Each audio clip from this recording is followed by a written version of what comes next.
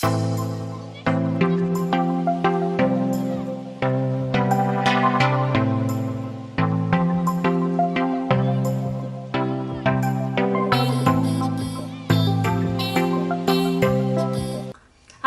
realised I never put up any footage of when I was in Korea and saw the raccoon cafe.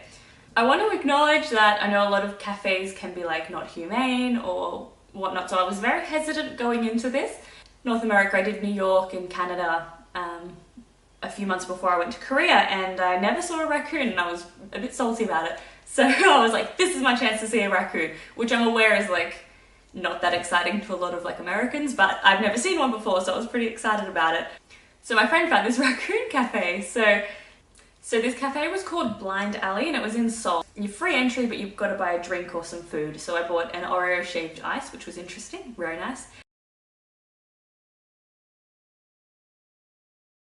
You go in and there's this corgi running around and you've got this little cafe and the raccoons have their own like playpen at the back and it's this massive room. So it's not like they're in cages or anything. So thought that was good. And the raccoons have all these toys and it's like play equipment almost, and then you get to go in as many times as you want while you're there and they give you food and you get to feed the raccoons, which was so nice. And there's like tiny little hands and they look like little bandits and it's the cutest thing. So if the corgi was allowed to go in and out of this room, so when the corgi left, the raccoons tried to follow because they wanted to go with the corgi, and then it was like climbing up the coat rack and all this stuff and climbing over the woman who obviously owns them.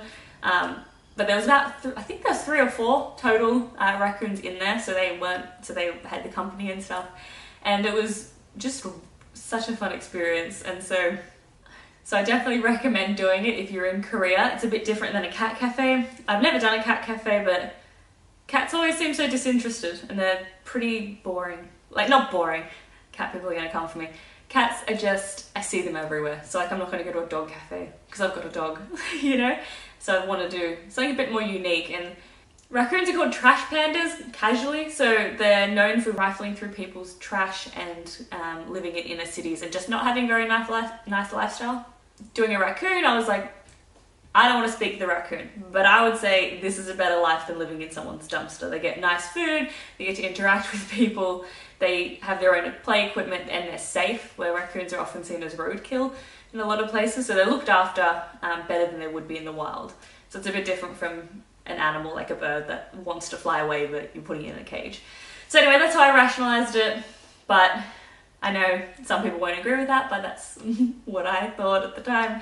And I'm happy I got to experience feeding a raccoon because I think a lot of people don't get to do that, which is very, very fun and very unique. So I would recommend the raccoon cafe over, say, a sheep or owl cafe because they seem to have a better quality of life here than they do in the wild. So you can make your own decisions about that, but if you like this video, give it a thumbs up.